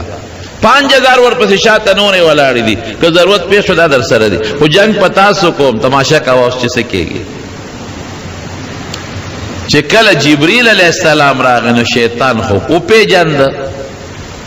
چې دا خو جبريل علیہ السلام دی نو شیطان دی د سراقه ابن مالک په شکل راغلی دی او د ابو جهل لاس نه ولید چکر لګی ابو جهل سر کې دی او چې فرشتي ولیدي شیطان نو د ابو جهل نه لاس راخ کړ ابو جهل ورته وی سکه لکه خیر دی وی انی ارا ما لا ترون وی زه چې سینم تاسو نه اوس بدته پته ولګي شیطان خو دغه د پالیفلا مرابی دی کوي رامي واسطه باز داسې مې ودرول چې اوس نه تختې دی شه او نه کامیابې دی شه لازم تراخ کوي چرته دی مونږ یو قوم ته وی دی چې زو وی چرته لاله خو شیطانانو کنه وی چې تاسو ز سینه ماغه فرشته رااله تاسو نه زه چې ته ټینګې دی شمه بس اخو ته لاله ابو جهل حق حیران شو قوم وتوی چې ګوره مونږ د تو چې جنگ نکو او تاوی جنگ کو هغه دغه سراقه خو شیطانو په شکل د سراقه سره د قوم نه لاړ دې سره دوی خپل لګي او خپل جنگ چې کله شروع کېده نو عتبہ خودی پیغور ورکوي استاد ویل ځکه جنگ نه کې هغه اوس په معلومه شترمر وزر دلته لګولې دی او ټوپۍ په سر نه وه، په سر یې وتړه او توره یې واغېسته او اواز یې وکړه خپل لور ته، وی شیبه روځه. شیبه یې رو یو یې زوی دی ولید، وی ولید روځه. ګور اوس بهادري دې ته وایي. دا زما له پیغور را کوي، اوس ګورو چې پیغور څوک کامیابېږي. نو ورور یې مو ویسته او زوی یې مو ویست، درې واړه. دا به قانونو چې د جنګ نه مخکې به یو بل سره دي پرزونې کولې، د عام جنگ نه مخکې یو په یو. نو چې چا به وګټله نو هغه به نور قوم بیټ، نو بیا به عام جنگ شروع شو. دوی چې څنګه لاړل نبي علیہ السلام ته آواز وکړ، هل من مبارزین؟ عتبه ودرېد، شته څوک چې موږ ته میدان ته راوځي؟ درې کسان انصار فورا ووتل، یو دا یې درغی. دوی درې انصار ووتل، صفونه برابر دي. عتبه ته تپوس وکړه څوک یې؟ یو یې د فلان کې انصاري، بل وی د فلان کې انصاري، بل وی د فلان کې. وی تاسو ځئ ما له موږ له خپل قومیان راوباسئ، تاسو خو د مدینې. او آواز یې وکړه یا محمدو صلی الله علیه وسلم اخرج الینا اکفاءنا، موږ له هغه خپل دغه راوباسه، قومیان چې زموږ برابر دي په قومیت کې راوباسه. حضور پاک خودم رو رستے وزوی، نبی علیہ السلام هم ترتوی قم یا حمزه، حمزه پاس، قم یا علی، علی پاس، قم یا عبیدہ، عبیدہ هم ترزوی دی. دوارا ترزامن حضرت حمزه عبیدہ، یو د ترزوی او زوم علی، درې واړه وستل. یو څوک دا ونه وایي چې پردي وجني او خپل بچ کړي. درې واړه پاسول زه ورځه په برکت ته خدای. درې هغه مسلمانان، درې دا کافر. خو چې مخ په مخ شو حمزه رضی الله عنه چې په عتبه راغی، یو ټس یې ورکړ، نو عتبه مردار کړ، یو ټس سره یې غورځو. علی رضی الله عنه په ولید راغی د عتبه په زوی باندې، او یو دوه توري یو بل والو چې ټس شنو ولید یې مردار کړ. او دا بل چې دی حضرت عبیده د حضور پاک بل تر دی، هغه د شیبه سره مخامخ شو. چې شیبه سره مخامخ شو نو دی لږ زخمی شو دا عبیده. خو حمزه او علی په شیبه ور مخکې شو، شیبه مردار، کافر درې واړه مردار شو. او حضرت عبیده رضی الله عنه زخمی حالت کې راوړل نبی علیہ السلام ته، حضور پاک ولا بیا دعا وغوښته، بیا وفات شو. په مبارزه کې لومبې درې واړه چې درې واړه مردار شو. مسلمانان خوشاله شو چې دا لومبو پردونو کې خو مونږ ګټه وکړه. ورپسې عام جنگ شروع شو.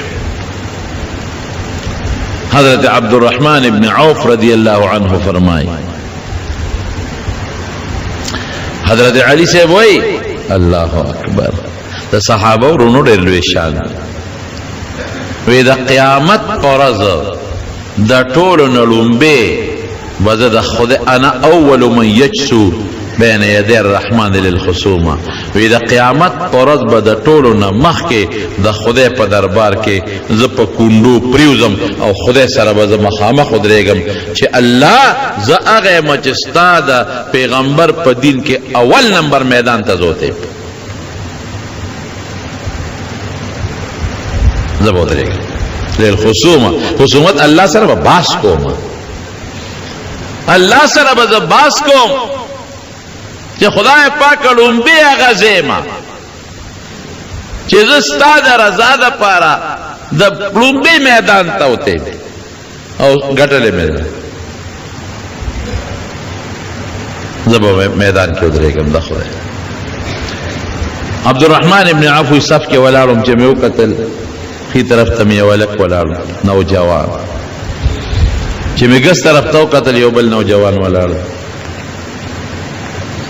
جنگ کې هم سړی په مرګري ډاډي، او خو د توري جنگ و دا ټوپک خو نو. وی ما وی خدای خیر پکې واچوي، په ځان ویرېدم. یو خو هم هلک دی، دا بعضې خلک وي دا ماشومان نو ښه ماشومان به نبی علیہ السلام جنگ کې نه پرېښودل. د 15 کالو نه چې به عمر کم و هغه به جنگ کې قتل نه پرېښود. 15 کالو ته به چې عمر ورسېد نو هغه به جنگ کې ماشومان نو ځوانانو ودونه هم کړي. ځوانانو ودونه هم کړي خو د نورو خلکو په نسبت په عمر کې کم وی ما چې خدای خوا کې خو مې لکان دي نوجوانان نا تجربه کار دي دا بس کېږي وی په دې سوچ کې چې یو را باندې سکونډار ولګول وی چې ما وتو کتل ما دي کاکا جی یا عم اتعرف ابا جهل ابو جهل پیژنې وی ما ته جته پسکه ما تفعلوا به ته پسکه وی ما ورېدلی چې زمونږ د پیغمبر غټ دشمن دی کنن خدای مال په ګوتو راکه کنه نو یا به زه مخکې مرم یا به دې مخکې وجنم دوه خبره وی خوا کې مې در سره رور دی دته به غږ نه کې وی دې کې را باندې هغه سکونډاره ولګوله چې ما قتل داسې کړې ما غوږ ورښکته کړه ما ته کاکا جي ابو جهل پیژنې دا خو د مدینې انصارو دوی چې ته نو لیدل ما وی یو څه پکې وی یاره ما اورېدلي چې زمونږ د حضور پاک غټ دشمن دی او کنن په ګوتو راغی کنه نو یا به زمرم یا به دیم دی وی قسم دی د هغې په وجود دونه خوشحاله شم وی مې چې زه هلکان دي نوجوانان دي خو الحمدلله بادران دي خوشحاله شم ام راته وی رور ته مې غږ مه کوه او دواړه رونه دي وی دی کې ابو جهل په اسره ښکاره شو او په دې صفونو ګرځي مې وینې هغه سړی وی یو دغه ستاسو ملګری دغه وی دواړو پې لکه د بازونو په شان ورغوټه کړه ورلل پې او داسې مضبوط او چې د اس ته لاندې راوغورځو جنگ شروع دی بیا دی یو پسې دی حضرت معاذ رضی الله عنه پسې د ابو جهل زوی عکرمه ولګېد په دې تورې په دې لاس و دا لاس یې دې پرېږ لیکن ګوره هغه په هغې کې هم لګیا دی جنګېږي لاس و پورې ویزان دی او بیا هم جنګېږي نو لاس تنګ کړی نو په دې لاس یې خپه کېښوده چک یې ورکړه ځان نه یې وغورځو او بیا هم جنګېږي دې خو د هغه زخم نه خدای جوړ کړ رستو بیا وفات شوی دی او هغه بل روز حضرت معاوض رضی الله عنه هغه په جنگ بدر کې شهید شو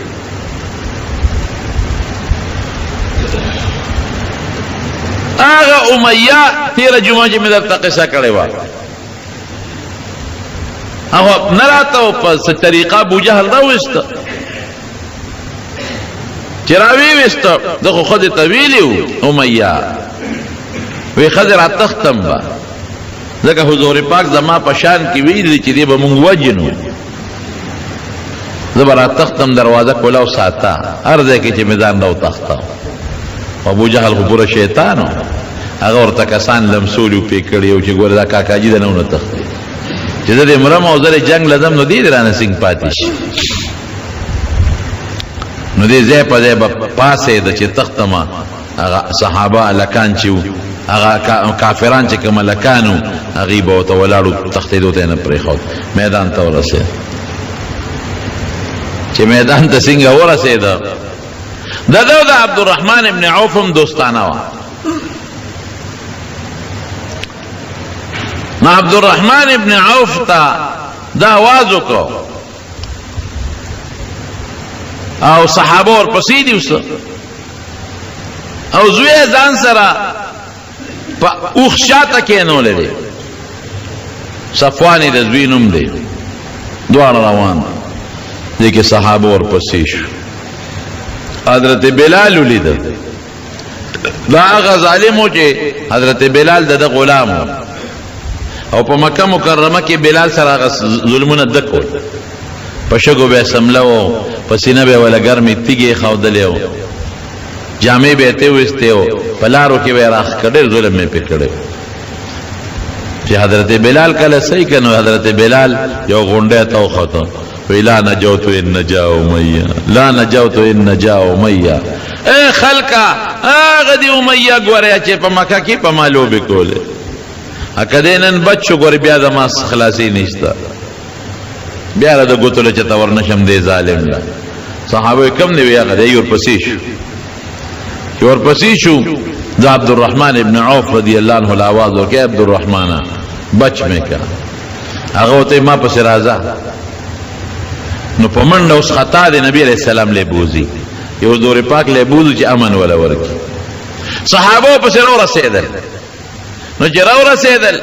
نو دې پوه شو چې زما دا او خودرون دي دوه کسه په سواریو او خوان نه کوي نو شاته خپل زوی له کېخو د زوی شاته وغورځاو زوی په دې وجه وغورځاو چې به مې دا اوخ لږ سپک شي منډه ووایي او بل دا صحابه په دې زوی شي نو ما پسې به راونه رسي مرګ چې په سړي راشي که نه دا بوډۍ قصه به م یاد ای که نه زوی ناجوړ خدایا دا بیماری په ما کې خدای جوړ کړي خدای دا بیماری په ما کې خدای ما را د په ځای مړه کړي نو اسرائیل علیہ السلام ولا راغی وی ټیم دی پورا دی وی روغ او رنځور پیژنې او که نه ناجوړه مې زوی دی او راغلی ما پسې نو دا د چا په سر مرګ نی راغلی خدای ډېر ګران کار دی نو زوی له دیکا ورکړه صحابه پې راغله زوی خو هلته مردار که او ده پسې شو بیا او پسې را ورسېدل وی عبدالرحمن ابن عوف ته آواز وکړه څوک یم وی د اوښ نه ټوپ کړه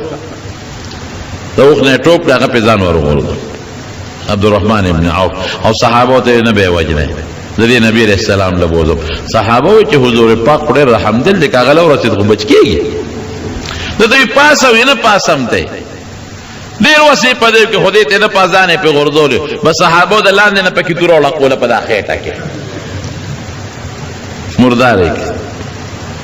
دا مردار شو غټ غټ سرداران دا مردار شو په دې جنګ کې او یا کسان غټ غټ سرداران پکې گرفتار شو دونوي شو خدای پاک فتح مسلمانانو له ورکړه څوارلس کسان صحابه کرام پکې شهیدان شوي هم دي هغه د بدر په میدان کې دفن دي زه ولا تللی یم یو دیوال ته تاو دی په هغې کې قبرونه دي عریش په عربی کې سفر ته وایي هغه د یو ډېر بهترین جومات سعودي حکومت جوړ کړی دی مسجد عریش ورته وایي زمونږ د دې ټول جومات نه غټ جومات یو لوی حال یې جوړ کړی جنگ کې خدای پاک مسلمانانو له فتح ورکړه نبی علیہ السلام چې وکلم په جهاد کې کامیابي وموند ته نظر به نه کړه درې ورځې په هغه میدان کې ایسار درې ورځې چې څوک دا ونه وایي چې فتح وموند ته وکړي لاړه سفر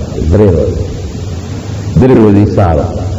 نو بیا حکم وکړه او یا کسان کافران مردار شوي او غټ غټ کافران نو بدر کې یو لوی کیو پخوا دا اوس هم په دې قبایلي علاقو کې غټ غټ پیانې اوبه پکې په ګزونو لاندې غټ پیانې دا ټول د یو شل کیو شل اوبه پکې نه وې او ډېر څښا بوینتې ته چې د څښا اوبه وې پکې وي دا دې کوي ته وغورځوې ټول یې کوي کې وغورځوې یو دغه امیه چې دې غټو او نور پړسولې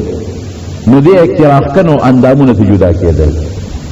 کوي ته نشو رسېدی نو حضور پاک او فرمایي د باندې دلته خاورې مور ورواړوې پټې کې کوي کې واچو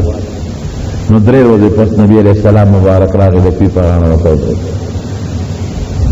نو نومونه یې والاغېستل ای ابو جهل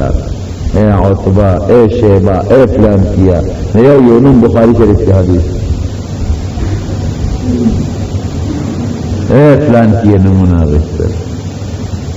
وی تاسو من سره چې خدای کوم وعده کړی وه خو من سره خدای پوره کړه من سره د مدد وعده کړی و مدد یې راکړی تاسو سره چې خدای کوم وعده کړی وه هم د سره پوره کړه اوس خوشحاله یې په خدای په هغه وعده و که نه زوره نه ورکوي حضرت عمر فاروق رضی الله عنه ورته وي د الله رسوله ته چې چا سره خبرې کوې خو تش وجودونه دي روح پکې نشته وی خو ستا خبره نه اوري نبی کریم صلی الله علیه وسلم او فرمایا ما انتم باسمع لما اقول منهم وی دی چې زما خبره څنګه اوري هغه څه تاسو نه اورئ تاسو بیا په دنیا کې موجود یا سوچ او فکر بل طرف ته په دنیا کې او د هغې ټول سوچ اوس ما طرف ته متوجه دی هغوی یې ستاسو نه ښه اوري تاسو داسې نه اورئ زورونه یې ورکول نبي علیه السلام باقیو تختیدل او یا کسان مردار شو او یا گرفتار کړل رال المدینه منوره چې دا او یا کم گرفتار کړل دې کوم غټ غټ سرداران نو نبی علیہ السلام مبارک صحابه سره مشوره وکړه چې دې سره څوک حضور پاک د جبرئیل علیہ السلام سره پکې مشوره کړې صحابه مختلف رائے ورکړي حضرت ابوبکر صدیق رضی الله عنه رائے دا وا چې صاحب فدیه به والو جرمانه او پرې حضرت ابوبکر صدیق ډېر خلکو مدد مرسته وکړه عمر استا سره ده وی صاحب زما خبره به خوښه نشي وینا وایا وی زه خو هم چې دا یا والا وجل غواړي او دا څه به نه وجل هر یو کس خپل رشتہ دار وجل دا الله رسول زما پکې ماما دي زه به دا ماما وجنم دا حضرت ابوبکر صدیق پکې زوی دی به زوی وجني دا حضرت علی پکې رور دی عقیل اب خپل رور وجني او دا الله رسول استا پکې یو تر دی عباس یو دی زوم دی ابو العاص ته بدا وجني هر سړی خپل رشتہ دار وجني چې موږ نن الله تدو خایو چې خدای استا په مقابله کې موږ نه پلار پیژنو نه تر پیژنو نه زوی پیژنو نه ماما پیژنو او واقعي په میدان کې دنه د حضرت ابوبکر صدیق زوی دی میدان ته راووته هل من مبارز شته چې څوک ماته میدان ته راوځي نو پلار خو د زوی आवाज پیژني حضرت ابوبکر چا ته پوښتنه کو وی دا आवाज د عبدالرحمن نه دی وی دې کنه بس توري د کلام ورته ورمنډه کړ وی درلم زه میدان ته درلم حضور پاک لکونی وی تبنوی بل څوک دی ورشي قسم په خدای صحابه د دین د پاره هغه قرباني ورکړي چې تر قیامت پورې به مور راوړي داسې قرباني ورکړي نه بیا پلار پیژند حضور پاک سره خو مینه ده هغې وه زموږ څه مینه ده په دین خو قرباني هغې کړې ده زموږ څه قرباني ده په اسلام خو ننګ او غیرت هغوی کړی دی موږ په اسلام کم ننګ او غیرت وکړو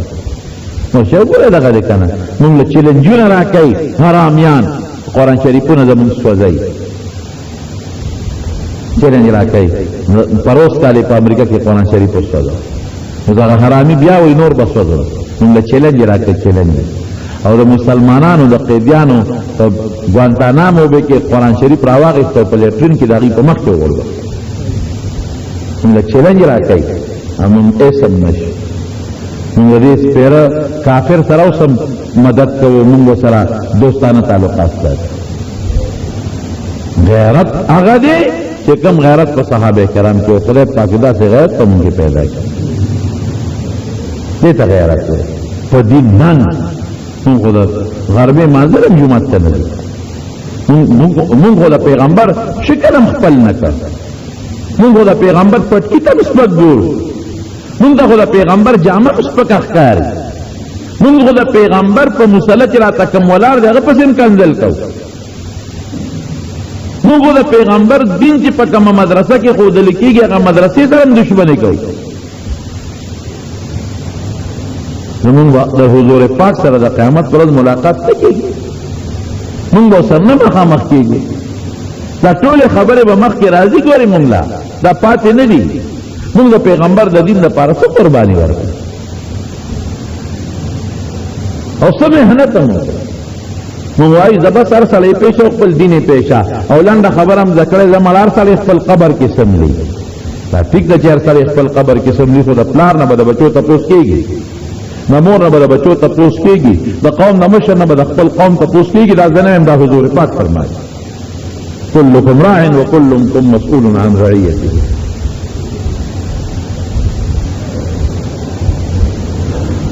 حضرت عمر فاروق وی هر سړی به خپل رشتہ دار وژني عمر ډېره سخته فیصله ده صرف په صحابه کې یو کس د عمر ملګرتیا وکړه باقي نور ټول وی صاحب فدیت والا پرېږده حضور پاک د جبرئیل علیه السلام سره مشوره وکړه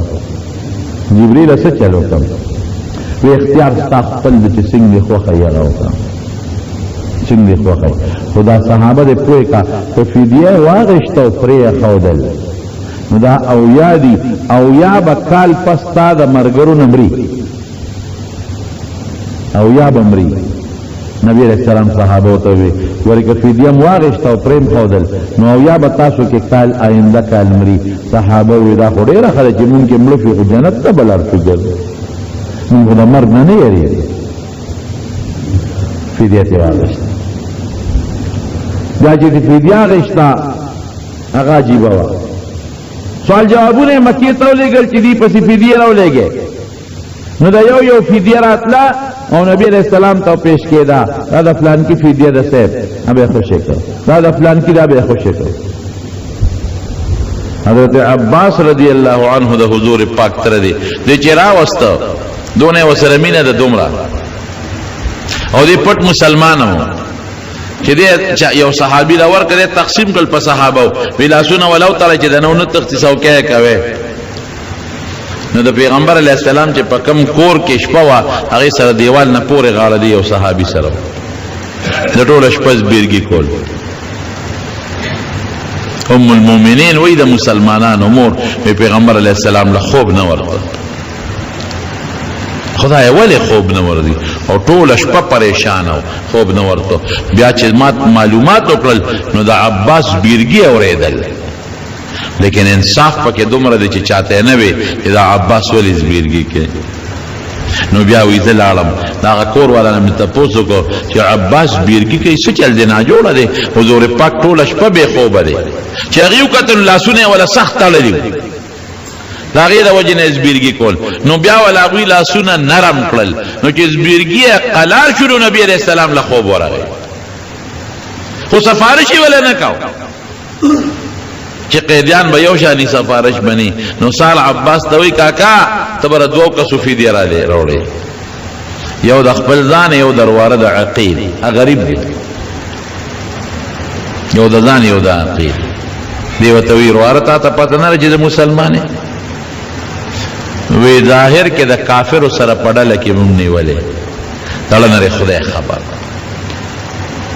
تړنه خدای خبر او فکر مکو کو مسلمانې او مونږ د فدیه واغښت خدای به بدل درکې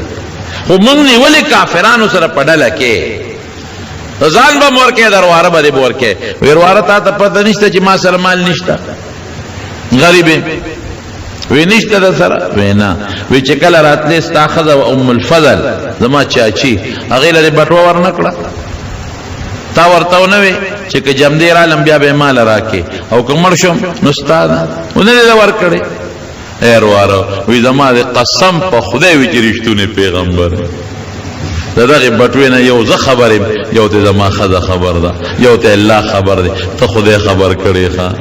د خدای پیغمبر ابو العاص و تعالی مخ کې ګو زومو د پیغمبر علیه السلام حضرت زینب بی وا ابلا په مکه کې ده ویتم فدیه راولېګا سوال جواب لا چې فدیه کله پیش کېدلې نو حضرت زینب چې د حضور پاک لوروا هغه فدیه راولېګا د خاون انصاف خدای کړ نو هغه له حضرت خدیجه رضی الله عنها یو امیل د واده په وخت کې غاړه کې چولو کدا کله ودی دا امیل یو تغاله کې چولو نو هغه د ناز نه هغه خپل امیلم په غفیدیه کې کېخو او حضور پاک له دا اشاره ورکړه چې ته زدي لوري مانم فدیه غواړي د خپل زومنا نو چې کوم امیل لما مور خدیجه ما تا چولو هم پکې والا نو چې پیغمبر علیه السلام ته د ابو العاص فدیه پیسې د ابو العاص فدیه ده چې وې قتل غامل په د پاسه پروت نبی علیہ السلام سره وکیو خکرا هغه داغه د واده هغه حالت او حضرت خدیجه رضی الله عنها هغه منظر وترا مخکش تاسو وتکتل دته صحابه خو پیښ وی صاحب ولی کدی خوخی د فدیه به مو واپس کو او د عباس ته به مو واپس کو ناخلو تستا تر دې کاکا دې وی نه چې نور عالم دینه به معلوم وی خدای ابو العاص ته به واپس کو وی نه کوم خوخی نو د عامل به تصرف واپس کو دا زما مشري بیبي دې ته په غاړه چولو دا به واپس یو ته واپس ابو العاص باندې شرط لګاو په دې وخت کې زما لور تاسو سره په نکاح کې د ګناه ده چې کوم وخت مې درکوله جایز اوس دې وخت کې شریعت آرام کړی ته کافر مسلمان نو پتا شرط دا دی چې تو رسې زما لور به ماته واپس کی ویلې قیدیان ټول واپس او هغه زینب رضی الله تعالی عنها په اوس ورکړه او را رخصت اکلا یو ظالم کافرو هغه ول دیکا ورکړه د اوخ نه را غردوله پګېړې ماشوم هغه مزایف مدینه منوره ته بیا نبی علیہ السلام درو رسید رب العالمین فرمائے ولقد نصرکم الله ببدر وانتم اذلہ وی تاسو ډیر کم وې وصله کم و افراد کم بیا هم د سره خدای مدد کړی دی فاتقوا الله د خدای نه ویریږي هر وخت په لکه د الله یاره پیدا کې نو خدای به سره مدد کوي نو شکریا به ادا کوي لعلکم تشکرون بار بار به سره خدای مدد کوي شکریا به ادا کوي نن مسلمان څومره ډیر دی نن د مسلمان تعداد د کافر د هر ډلې نه زیات دی د يهوديانو نه مسلمان زیات دی د عیسایانو نه زیات دی د هندوانو نه زیات دی د جاپانیانو نه زیات دی د روسیانو نه زیات دی د چینیانو نه زیات دی د مسلمان تعداد او نن مسلمان په وسلم پورې دی رامنه چې وسله وسره نشته غټه وسله ټم بم مسلمان سره شته غټه وسله میزایل هغه مسلمان سره شته او مسلمان سره ایمان هم شته او دریابونه چې کم نهر سویز دا د مسلمان په دا داسې دریاب دی چې دا یورپ او دا بل طرف ملاوي دا مسلمانانو په حدودو کې دی کدا نیر په دا دریاب په بن کدا نیر د دوی یو بل سره کنیکشن ختم یورپ په من نیم شو یو بل سره کنیکشن ختم تیل نن مسلمان سره دی چې د دنیا نظام نن په تیلو چلےږي سونا نن مسلمان سره دا چې د دنیا تجارت په سونا چلےږي ګیس نن مسلمان سره دی چې ستا نظام ټول په ګیس چلےږي لیکن مسلمان بیا هم د کافرو د لاس سوال ټکول خوري دا څه ده کنه فلسطین کې دی وال خوري په عراق کې دو خوړل په افغانستان کې دی خوري پاکستان کې دی خوري په بوسنیا چچنیا کې وال دی خوري په فلسطین کې دی خوري ولی اغا ایمان چې کم پکار دی اغا نشتا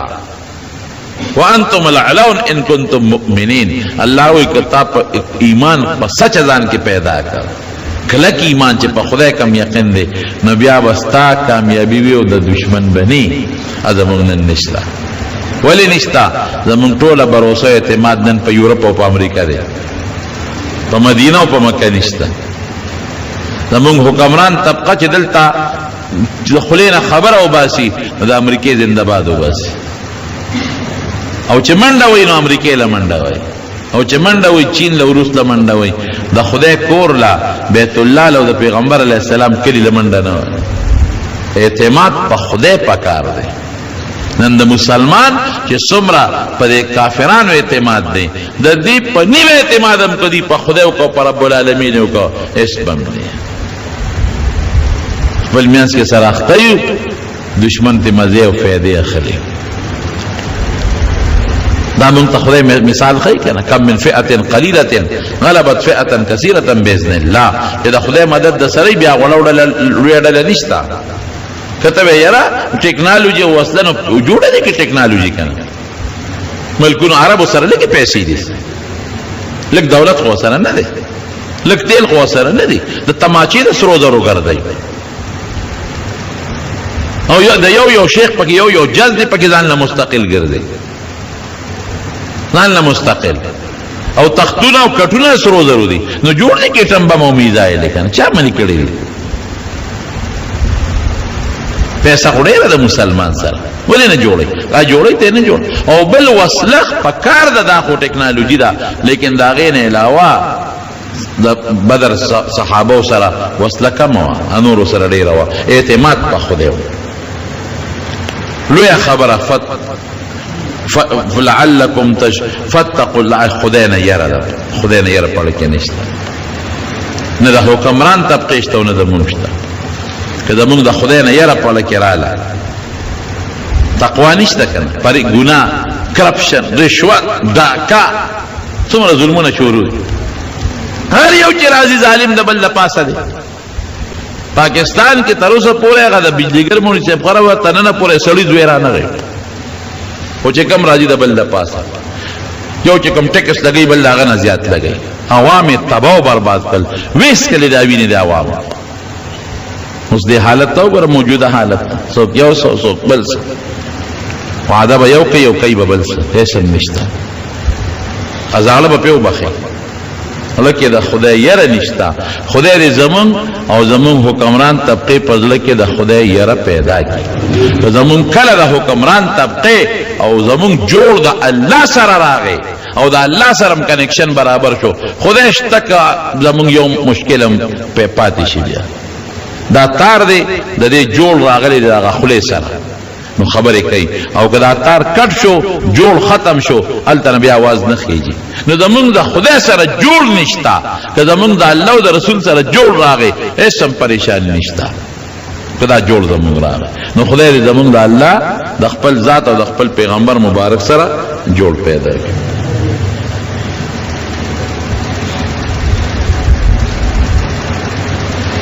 قرآن چې یو سپاره باندې تقسیم شوی وي دې کې ګناه شته او که نه څنګه یو سپاره باندې هېڅ ګناه پکې نشته. دا د ختم دپاره خیر دی خلک تقسیم کړي.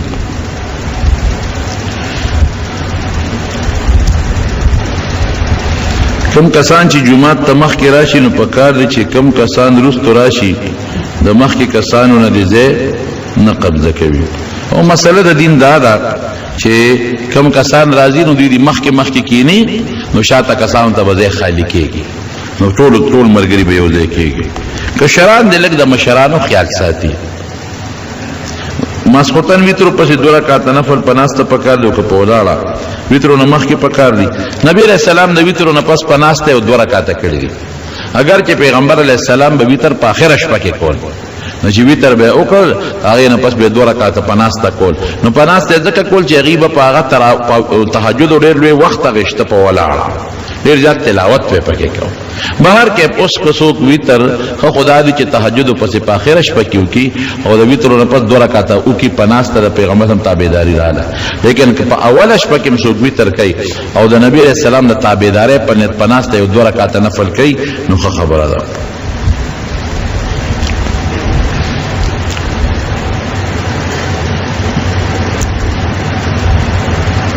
جماعتونو کې چې کوم المارو کې په شیشو کې شکلونه ښکاري هغې سره مونځ کې فرق نه راځي. دا اول خو په کار دا ده چې قبلې طرف ته داسې څیز نه چې هغې کې سړي توجه خرابېږي. د عایشې صدیقې رضی الله عنها لوپاټه وه او قبلې طرف ته دیوال باندې یې ویزانده وه. نبی علیہ السلام مبارک چې څنګه سلام وګرځاو وی امیتی عنا قرامکې وی عایشې دا لوپټه دې لرې کا فإنها ألهتني دې په مانځه کې خطا کړم مونځ یې راله ګډوډ کړم. نو زما خپل ځاني په دې ډېرو جوماتونو کې د محراب کې اکثر شیشې لګېدلي هغې کې به سړی په شیشو کې خپل ځان ته ګوري هغه مونځ به کوي. قبلې دیوال باید داسې نقش و نگار نه دی پکار چې د انسان توجه خرابوي. او د بانګ د ماښام په ټیم باندې ویل پکار دي. واقعي دا ښه خبره ده. دې دعا غواړي ما نه مانځه کې سستي کېږي دعا را لوکان ځان به تکړه کېږ ور یوازې په دوا کار نه کېږي ځان به تقدم به دوا راته کو چې خدای تکړه کا خو چې څنګه د دنیا په کار کې د نه سستي نه کېږي دارنګې دین کار کې هم سستي مه کوه. دا په دې پوه نه شو بنین باندې بنې مونځ کېږي خو کمیس اچوه. یو دوست نارینه اولاد نشته الله دې نارینه اولاد دعا وکړي. رب العالمین مونږ د حضور پاک په نقش قدم روان کې الله د مسلمانانو اتفاق راولي مسلمانان د اختلافاتو نه وساتي. او یو زنانه د بیماره ده پرون هسپتال ته وړو دعا وته چې الله ولا شفا ورکړي. یو بل دوست زمونږ په دې کارخانو کې هغه هم څه دعا غوښته دعا وته چې الله مشکلات حل کړي او الله خیر او برکت نصیب کړي. یو بل دوست زمونږ دا ډاکټر صاحب دا عثمانزو زمونږ د حاجي صاحب برخوردار دی هغې ته دعا وکړئ هغې چې څومره اولاد نارینه پیدا کېږي نو هغه ټول تقریبا معذوری دعا وتوکي چې خدای پاک ولا صالح او صحتمند اولاد ورکي الله دې ولا روغ صحتمند او صالح دیندار مسلمان بچي په قسمت کې ولي کې خدای دې ولا ورکي نورم باندې دوستانو دعاګانې غوښتي دي چچا دعاګانې غوښتي دي الله دعاګانې ولا قبول کې او ته ولا پوره کې حاجتونه او پرونه محمد سیار الله تبار وفات شو غي تم دوه کې چې خدای پاک مغفرت نصیب کړي څومره مردگان وفات الله ټول مغفرت نصیب کړي او چې څومره مریضان دي په کورونو هسپتالونو کې الله ټول شفا ورکړي الله دا څومره مسلمانان دلته موجود دي چا په دل کې حاجتونه شریعت سره موافق ټول له پوره کې چاته پریشانې ټینشنونه دی هغه له په خوشاله باندې بدل کې اخر وخت په خلیدا کریمه نصیب کړي لا اله الا الله